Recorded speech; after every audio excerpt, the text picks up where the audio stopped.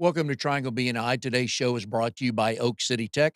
We talk all the time out in the business world, folks. It is loud and crowded, people talking, people trying to sell you stuff. So you need professionals like Drago and the folks at Oak City Tech to help get your message out correctly. Because a lot of people saying a lot of things, but when we're specific and we tell people the solutions we have, you want pros like the folks at Oak City Tech on your side to help you get that out. So go to oakcitytech.com, tell them what you're looking for. I know they'll be able to help you. Hi, everybody. My name is Mike Manning. Each week on Triangle BNI, we welcome a successful small business story so you can learn more about folks like that. If you're not familiar with BNI, it is Business Networking International, the world's largest networking organization. Our little slice of heaven here in the Triangle is Raleigh, Durham, and Chapel Hill. Each week, about 35 chapters and about 520 members get together, and all we're trying to do is help each other grow our businesses. And our guest today is Scott Korbin, owner of the Scott Korbin team powered by Compass Realty. And Scott is a member of RD 48 Next Level. They meet Thursday mornings at 8:15. Right now it's on Zoom, but when they get back to meeting in person in Cary, it's at the Maton Inn. Scott, good morning. How are you? Good morning, Mike.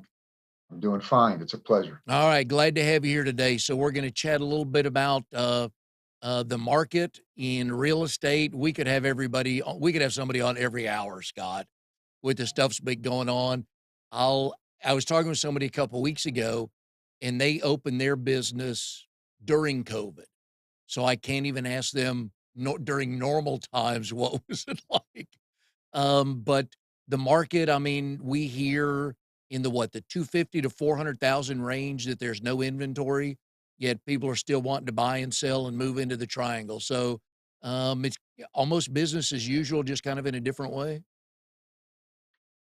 Well, I can't say that we're seeing this as business as usual. We've never seen the market like this. I've been in the business since the late '80s. I've been a licensed real estate broker since 1995 here in the Triangle, and we've never seen anything like this. I'm not sure where you want to take this conversation this morning. If the good, the bad, the ugly, there's a little bit of Yeah. every bit of that. What have you and your team learned with regard to navigating everything that's going on, whether it's no inventory or I know early on in COVID, you guys either couldn't show a house or only two or three people could be in at the same time. So what have you guys learned through all this? There's a lot of great takeaways. You know, it really has helped underscore our entire process. You may have heard, but I developed a process called the Strategic Real Estate Game Planner. And it starts with listening to understand, getting clear on what an individual is trying to accomplish, the timeline they're trying to accomplish it in, the things that might get in the way of them trying to accomplish what they're setting out to accomplish. There's never been a more important time uh, that I've experienced to be working with a professional. Be sure if you're out there navigating the real estate market that you're working with someone that you can count on to be there with you from contract to close and beyond. It's a challenging market for a buyer. It's even a challenging market for a seller. Uh, that may come as a surprise, but I'll be happy to share with you what I mean about that. Well, and one of the things that I have learned, and one of the neat things about being in BNI, for me at least, is it has driven home the point to me of shop local. And whether it's your banker, your CPA, your realtor, I mean, you want somebody's, in my mind, I want your cell phone number because I want that connection. And again, we can talk for hours on relationship marketing, but No, but when you've got let's go back to the seller. When mhm. you have 8 bids, right? 10 bids, which I'm sure you've been in those situations, and some are for, way more money than you offered. People don't realize the value somebody like you brings to the table to negotiate on behalf of your client what's best for them. Absolutely. I'll give you just a case in point this morning without going through all of the details. We have a listing that is coming soon. It came to the coming soon market on Friday. And there's some desperate buyers in the marketplace. We received a sight unseen offer, $50,000 over the listed price with a $10,000 non-refundable due diligence fee. The price that it came in at, frankly, was above what the sellers were expecting for the house. And I instructed them to think about the fact that anybody who makes an offer sight unseen, particularly a home that's 35 years old, uh, is desperate. And if you're going to negotiate with someone that's in desperation, you have to understand that you're dealing with a highly emotional individual or family, and they need a place to live and they need it soon. And they've identified your home as one of those options. So, what I suggested to them was to seriously consider negotiating with those individuals, but not necessarily accepting. Mike? What do you mean by that? Well, if somebody makes an offer that high over the listed price, they're serious. But it's also an indication that there may be upside for that particular offer. So in that particular case, I suggested that they consider at what price would they consider to be high enough that they believe, in their opinion, they have eliminated the possible outlier that might make an offer that's superior to that once we start our showings. I And of gotta course, go ahead. I'm sorry. I gotta believe through all this, just when you think you've seen everything, right? I mean, something new is coming up. I'm amazed at the well, first of all, I'm amazed at the number of licensed realtors in the market. It was I think last I heard, it was like 7,300 people or something like that. So there's a little over Oh, 14,000 in our market, jeez. but there's about 7,800 that are active. Yeah. Um, and there's a total of roughly 3,000 homes that are in coming soon or active status. Wow. And we've got all these national right? We've got Google coming here. We've got some of these other companies coming here. What's that doing? Are people figuring out that they've got to move further out to get the deals they want? Yes and no. Intelligent investors in real estate understand the value of staying close to where the jobs are. So those who are considering it to be an investment, we're calling it the Apple effect right now, with Apple announcing the 3,000 jobs that are coming to the market. People are anticipating rapid rises in values. So rather than sit on the sidelines or uh, hope that they might get something that they can value as an investment, they're looking at potential 10, 15, 20% appreciation rates in selected markets and bidding those prices now so that they can get into what it is they want or invest into what it is they want without having to wait a year from now and pay maybe 20% higher in a price. Wow. Are you dealing with more investors right now than you have in the past? Yes. And are they Yeah. local or coming from outside? Most of them are coming from the outside. Interesting. California, New York, DC, um, some even moving here, Texas, Arizona, Mm. but the majority from California. They've Wow. seen this, they've been through Yeah. this before, Oh, and that's they've a good come, point. yeah, and they've Okay. come and they've visited our market. They're seeing the infrastructure, they're seeing the way that the communities are being managed.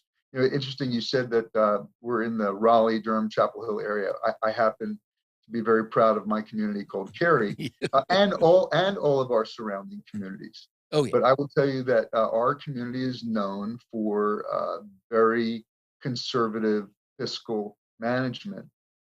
Uh, what you're seeing behind me is an image of a fountain that I took. It was a live photo, not a very good photo, I might add, but I took a photo uh, of the fountain, and it's now off because they've invested another $28 million in enhancing that project, which will be completed in about 2 years. But you would think our taxes would be going up when you make some 60, I think the total project cost was 63 million. But our taxes actually came down this year. Have you guys tried to stop guessing when this will slow down? No, it's a every single day is another day. So I don't base my activities in today based on what happened yesterday. Every single day is another day. You never know what's going to come, but you consider a few things. One, I've been through uh, 4 recessions. I've been through some pretty rough setbacks over the years, and I will tell you that you can't take continuous growth for granted.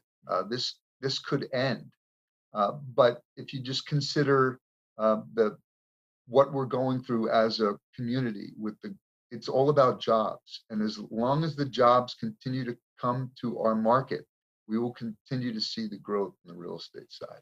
And as a small business owner, you've got, in theory, 14,000 competitors, really about 3,000, but probably really at your level, you've been doing this so long, a handful that are the top 1%ers, top half percenters, however you want to call that. So, how do you market yourself as a realtor how do you promote yourself in a market like this where this much activity is going on? It all starts with how you think, how you communicate, how you act. So I will tell you that I have one competitor, okay, and that competitor, I look at that person every single day in the mirror. It's me, right? I am absolutely obligated to be performing at the highest level that I can operate on any given day. I know that there will always be someone out there that will be willing either to offer their services at a lower price, or maybe for whatever reason they can act faster than I can, because there's only so many hours in the day. I have a team that supports me, and Compass backs me. Um, uh, we provide great value to the marketplace, but without a continuous commitment to improving the way we do our business, um, there's there's there's no way to continue to grow. So that's the way I look at my competition. We are here with Scott Korbin, owner of Scott Korbin Team, powered by Compass Realty. Scott's a member of RD 48. They meet that's their name of their chapter is called The Next Level, and they meet Thursday mornings at 8:15. Today's show is brought to you by Oak City Tech. Folks, we talk all the time about what you own and what you don't, and you do not own your Facebook pages. They can shut you down in a minute. Google can shut you down. All that stuff can be gone. But one of the things you do control is an email list. You want to send out a monthly newsletter, a weekly, whatever you want to do, you have that. But you want to deal with pros like the folks at Oak City Tech to help you do that the right way to get the right message out to your past, current, and future clients. So if you'll go to oakcitytech.com, tell them what you're looking for, I know they'll be able to help you. All right, Scott, small business owners, I love them. And you said the magic, you've said two things already that I love. One is systems. You got to have systems, and most of my analogies are sports related. I look at the Patriots, the San Antonio Spurs, Alabama football. Why are they so good for 15, 18, 20 years? Because they do the same thing every day, working towards that. But you're one of the few people that will admit to not having any competitors. And I love that because if you're better than you the next day, you win, right? Exactly, exactly. So to speak to the processes, there's really uh,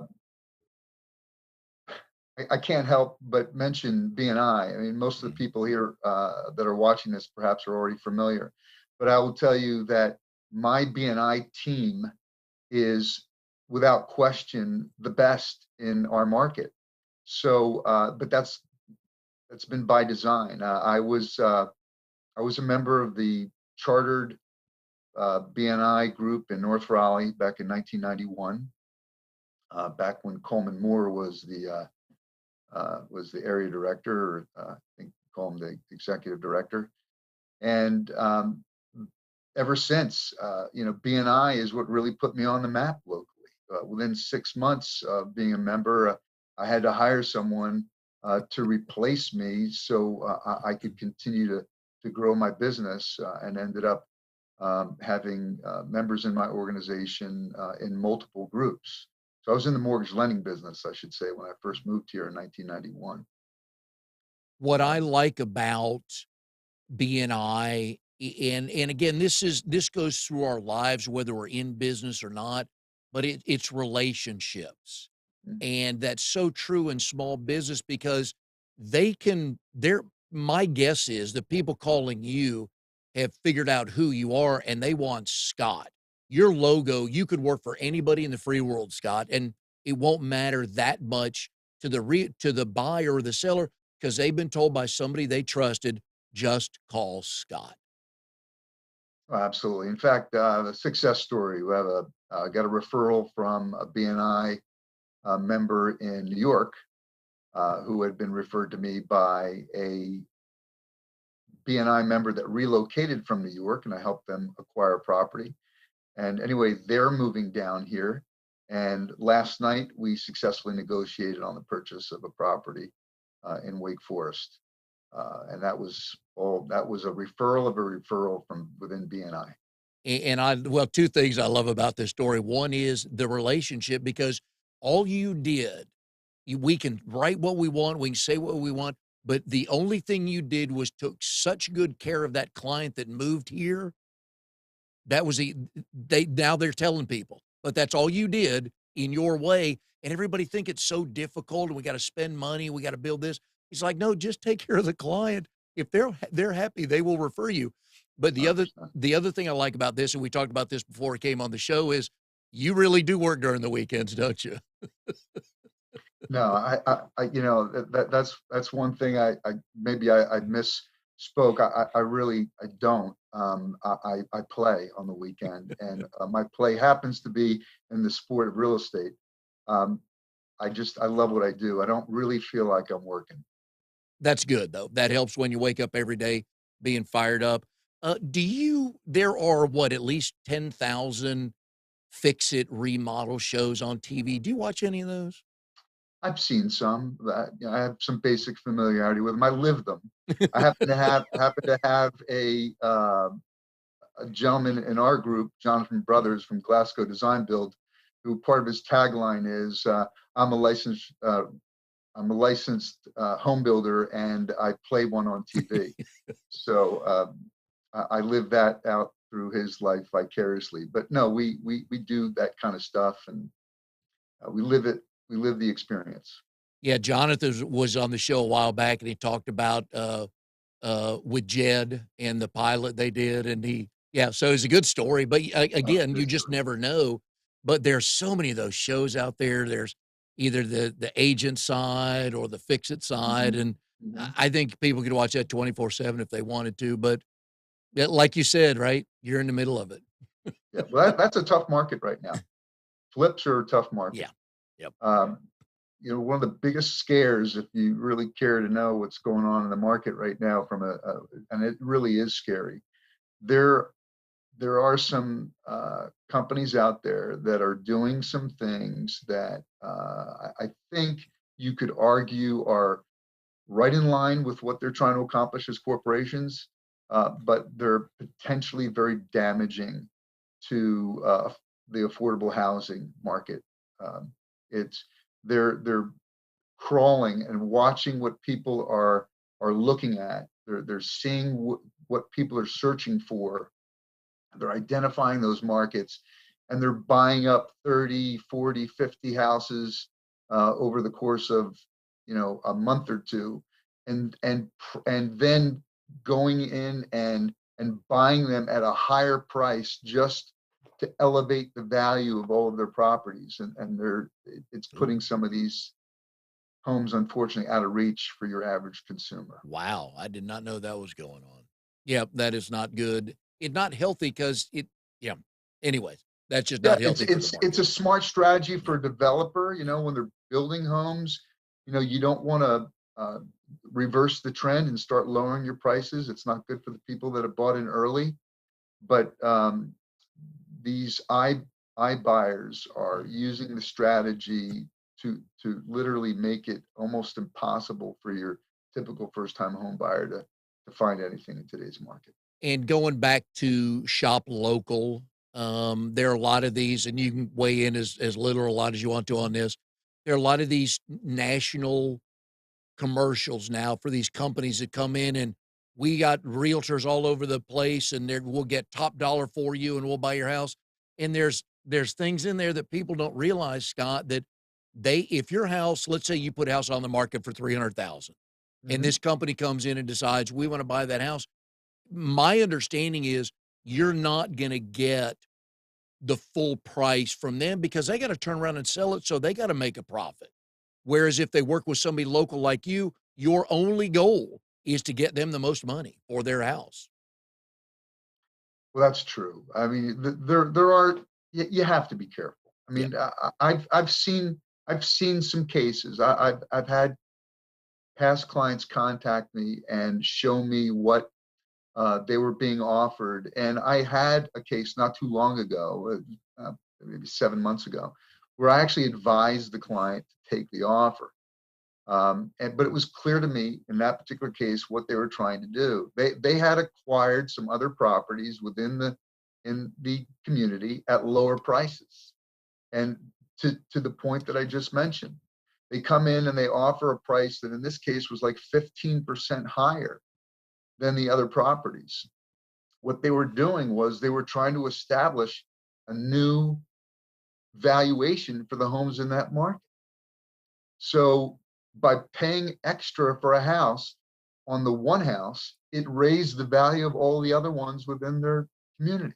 Now it takes three sales to make an appraisal, but you know it's this is not an unusual thing to be seeing. So sometimes it makes sense. I mean, I will tell you, it's surprising, but there are some cases where iBuyers will actually create more value for you. And I also understand if you need cash fast or you have to move quickly, it would work in your favor to get that done.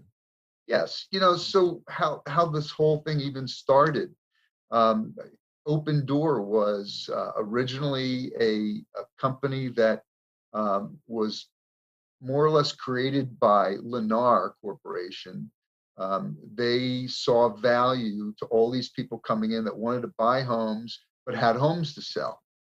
And rather than have to refer those buyers to another agent at another firm who would then list and sell their home so they could buy the Lennar home, they started a program that essentially said, "Hey, look, we'll buy your home, right? Open Door will buy it, and then you can buy our home, and you can see what it's created, right? Yeah. This facilitation of making it easy. I had a listing prospect this weekend here in Cary contacted me, came and talked to him, and he said, I received an offer from Open Door. Now, in his particular case, because of where Open Door was on his home, I'm going to be able to add more value by actually marketing the home for sale. And as long it the commitment there was I had to get it done within 30 days, right? Which in today's market is actually fairly easy. But if they had made him an offer that, you look at the numbers and you say, you know what, in 30 days, does it really make sense to have to put it on the market, have to deal with showings? Sometimes, you're better off just Yeah. accepting that offer. And so I guess the takeaway from this is just be careful and do some research on what your options are, right? To talk Yep. to a dedicated professional Yep. that's going to tell you the truth.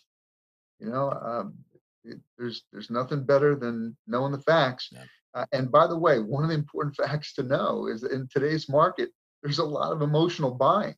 So I can show you facts, right, which may indicate that the market value of your home is approximately 300,000. But to know that there's some people that are so emotional out there that they will pay 350,000 for a home that's worth 300, it's not necessarily a good idea to let that one go to an iBuyer. No, I'm with you on that. I always like doing research on my guests each week. because I'm fascinated by things people have done that I haven't, and I always love to learn stuff like that. I have strong family ties on my wife's side of the family to the Air Force. Father-in-law is a retired colonel. Brother-in-law flew B-52s. And so I know you had a career in the or you did some time in the Air Force as a KC-135 co-pilot training. But what I learned prior to coming on here was there was a reason why you wanted to get into jets and planes, right? I certainly didn't sign up to pass gas for 9 hours a day, but I will tell you that as a kid, I was 11 years old, living in Israel. My father was worked for the government. He was a civilian working for the government, and he had a commitment to world peace. That was his sole purpose for living, and he demonstrated it in the things that he did. One day during the Yom Kippur War, he shared with me that he thought that there was a mission that I could do that might bring value. So it inspired me. I decided at that point that I would fly jets.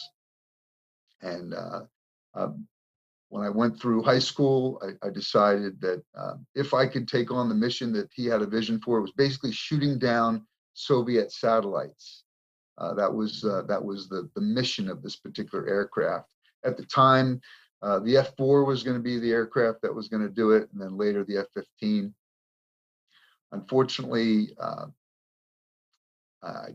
the luck of the draw, our class of 60 pilots, there were absolutely no F-15s. In fact, there was only one fighter for our entire class. There were 13 training slots.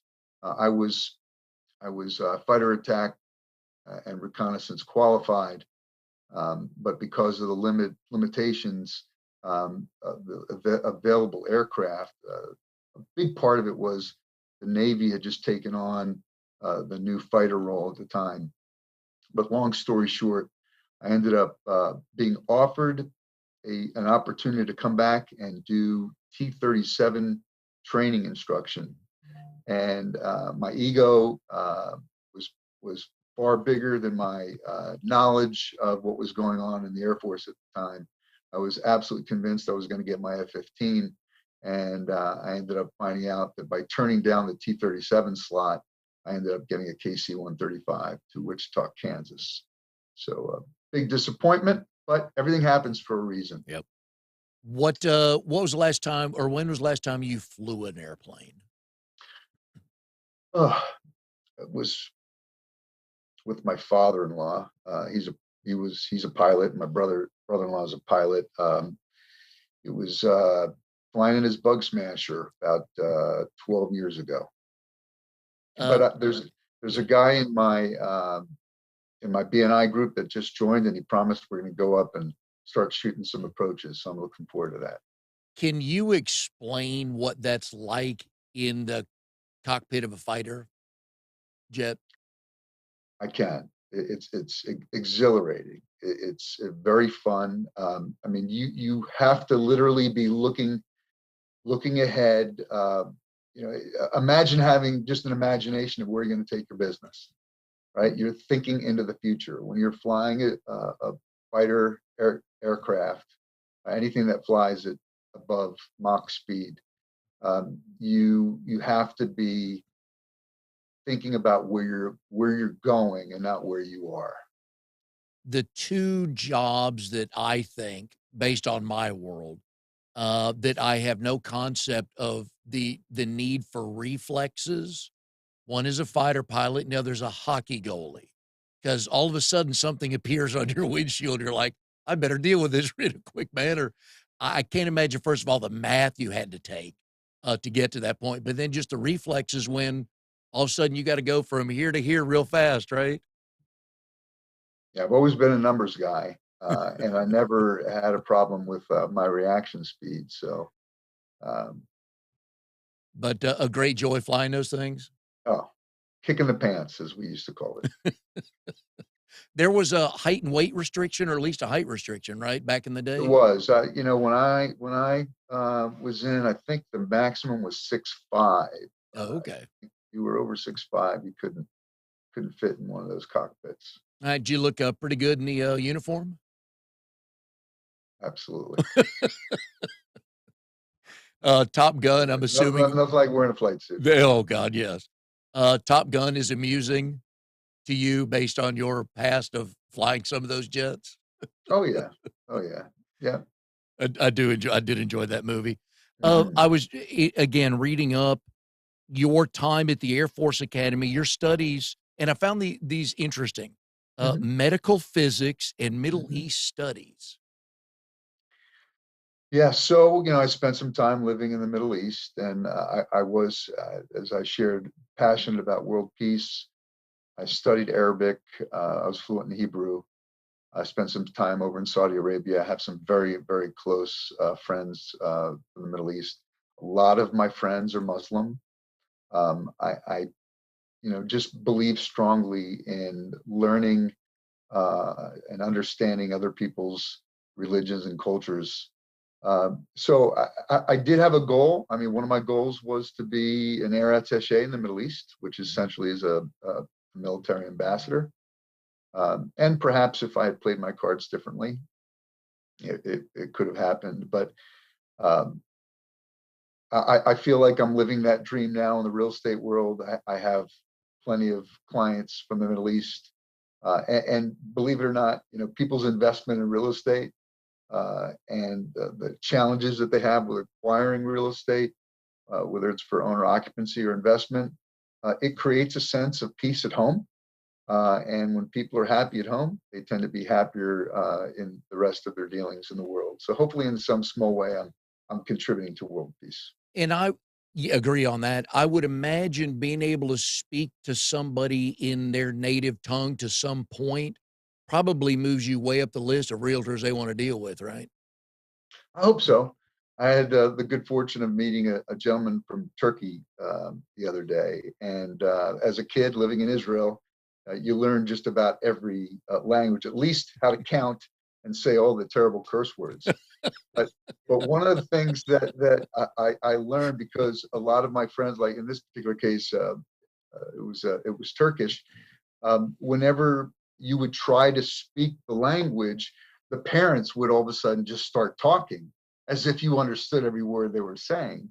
So I learned how to say, "I'm sorry, but this morning I don't speak Turkish," in a number of different languages, including Arabic. So when I said that to him the other day, um, he got a really good kick out of it. So yeah, it's a nice icebreaker. Very nice. All right, so we're going to come back to your flying world in a second. Mhm. But I think these are connected, but I want to see how they are. One of my favorite questions to ask people on the show is, your wife's name is Mary. So 2 questions. How did you 2 meet, and do you both tell the story the same way? That's a great question. I can tell you that we don't tell it the same way, but there's a reason for that, because one of us is right and one of us is wrong. Please But we tell haven't been able us. to figure it out. So I was in pilot training uh, at in Chandler, Arizona, and I moved to an apartment complex in Mesa, Arizona. Mary was a student at Arizona State, and which is in Tempe, and Mesa is about 10 minutes from Tempe. So I had come west to find an apartment off base, and she went east to find an apartment off campus. And one day I was in doing my laundry.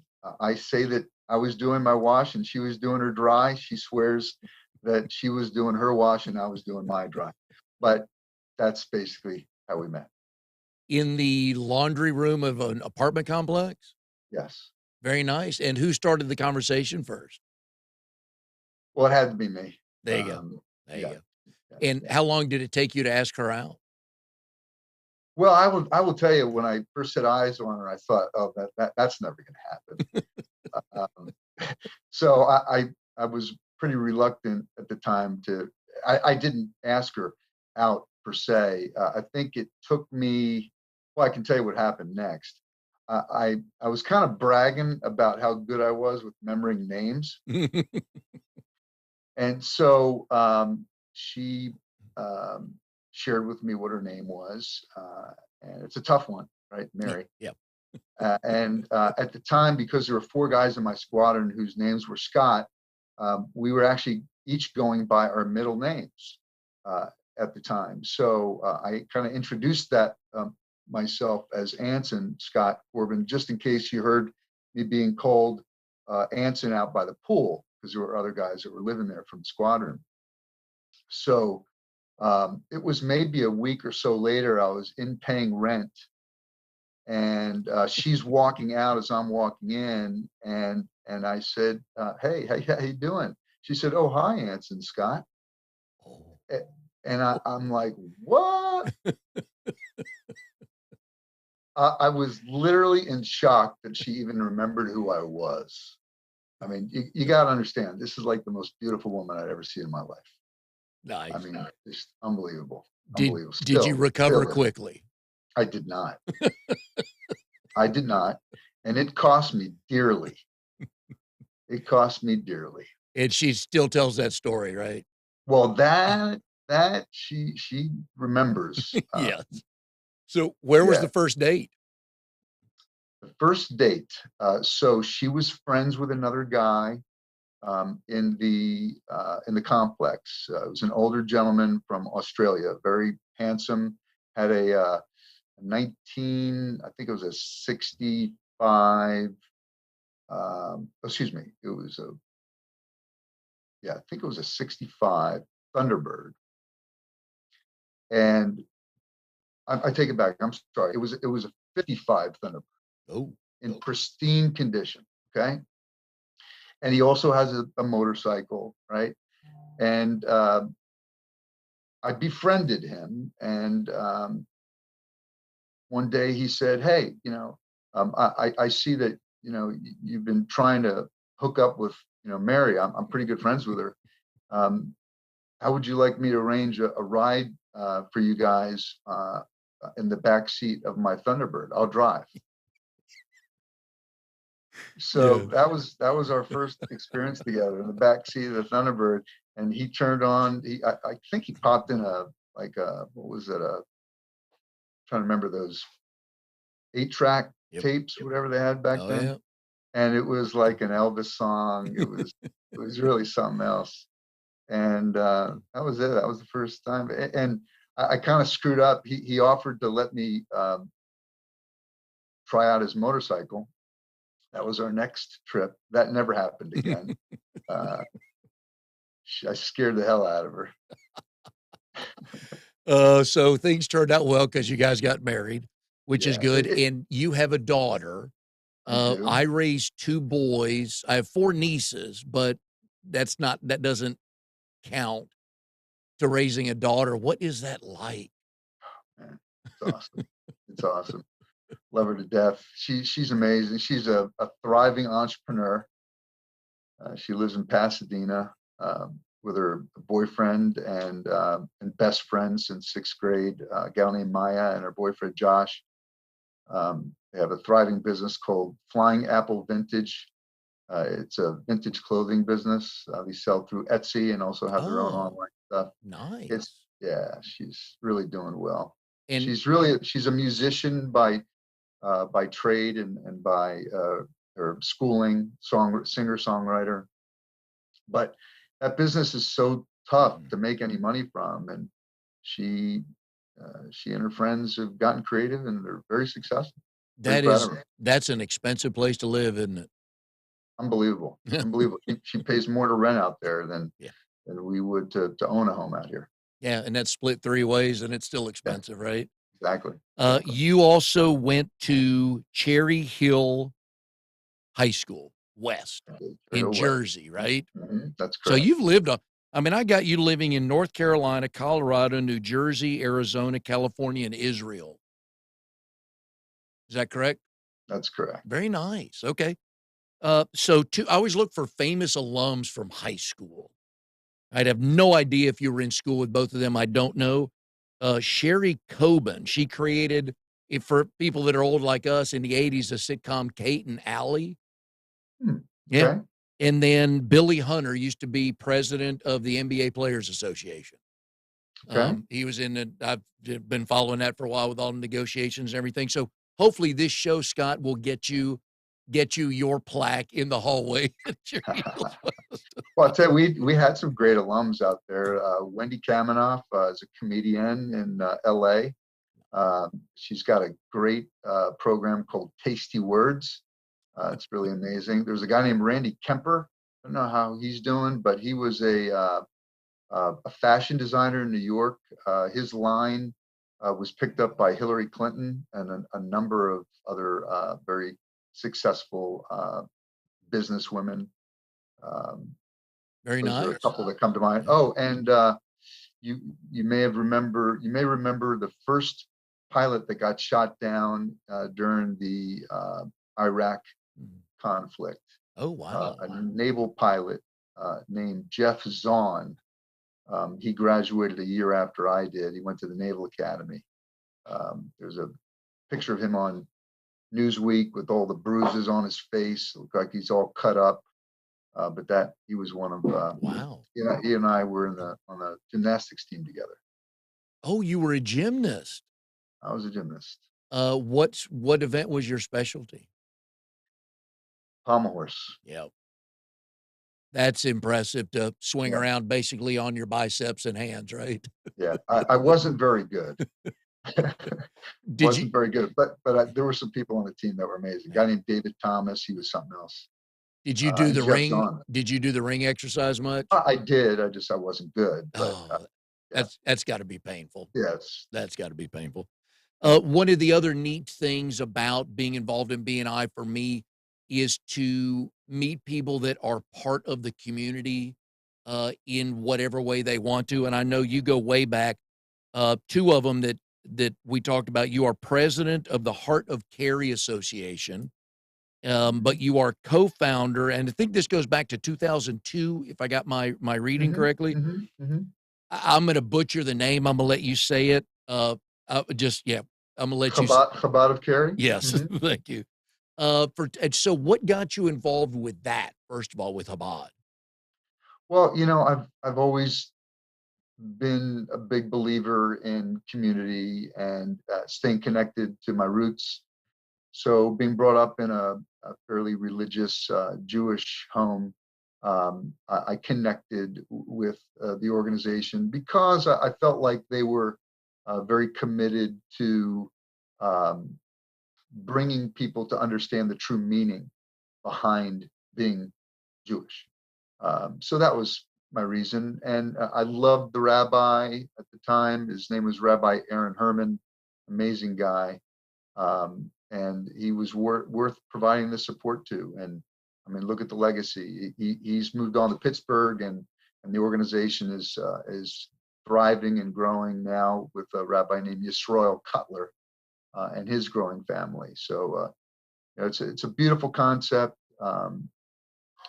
It came from a rabbi named Menachem Schneerson, who was a leader and had relationships with a number of U.S. presidents. Just a big believer um, in community and giving back. It's a really cool organization. And how old were you when you lived in Israel? I was in my junior high school years, sixth, seventh, and eighth grade. What would there was a you were that's a pretty good starting to learn a lot about life ages. What was your when you guys moved back, what was your big takeaway from your time living there? Well, it was really tough. When we first moved, it was kind of exciting. Being almost 11 years old and excited about the idea of living in another country. But back then, you had aerograms to stay in touch with your friends, right? It would take 2, 3 weeks for a small piece of paper to get to somebody you knew, and communicating back and forth. You'd never pick up the phone. It would cost you $100 to do it, right? So it was tough losing touch with my friends in the community that I left. That was really tough. But I made new friends and a lot of great friends. And then having to leave those friends, my freshman year in high school, that was tough. That was really tough. Have you been back since? I have, yeah. But to get back to the learning, I think the thing I learned the most was to be uh, more compassionate with the families that are relocating to our market. The husband and the wife may be very excited about it, but the kids, maybe not so much, right? So making sure that, and most of the families, they care enough about their kids to make sure that there's plenty of stuff for them to do, but making sure that those kids are happy by just communicating with the parents and making sure they've considered those things in the process has been very helpful. Very nice. That I know that'll stay. That's had a huge impact. Just listening to you talk about it today, just a huge impact on your life. And those are great stories and memories to have. I know that, Scott. We've enjoyed having you on today. We've been putting your phone number up here. What's the best website to go to find you? That's a great question. Best way to reach me, frankly, is to text me at that number. If you go to scottkorbin.com, it's really more of a site designed to help you navigate the residential real estate market here. But texting me and calling me is a great way to reach out. If you want to learn more about me, though, join me on LinkedIn, linkedin.com /in/S Korbin. That's SKORBIN. That's a great way to connect with me as well. One note I forgot to ask you about. Let's go back to when you met Mary in the laundry room of the apartment complex. Did you have a call sign at the time? Oh, wow. Good question. So, my nickname was Wolf. Nice. Yeah. Okay. And you didn't want to give her that yet, right? No, it's actually engraved in my ring. Oh, very cool. Okay. Very nice. Anyway, Scott, have enjoyed this very much. Good luck with all the selling and the buying and everything. And folks, please get somebody like Scott who knows what the hell is going on in this market. If you've got a competitive situation or there's a house you really want, again, I go back to BNI, shop local, find somebody who knows what they're doing. Get Scott on your team so you can kind of reach the goal you want to get, whether you're buying or selling. Couldn't say enough about the local realtors here, especially the ones in BNI. And Scott I've got you since 1995, Scott, in real estate. All right, folks, that's who you want buying or selling your house for you. So anyway, Scott, enjoyed it very much. Have a good rest of the week, and we'll see everybody next time on Triangle BNI. Thank you very much.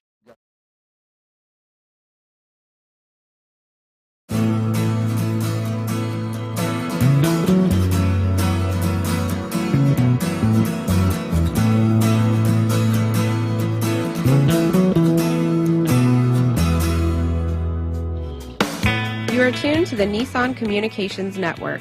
If you tuned in too late, you can always watch each program in its entirety or download an MP3 audio file of it in the archives section at nissancommunications.com.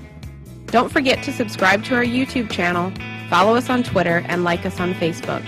Sponsored by StreamingGear.com, Carolina Apparel, and DeltaForce.net.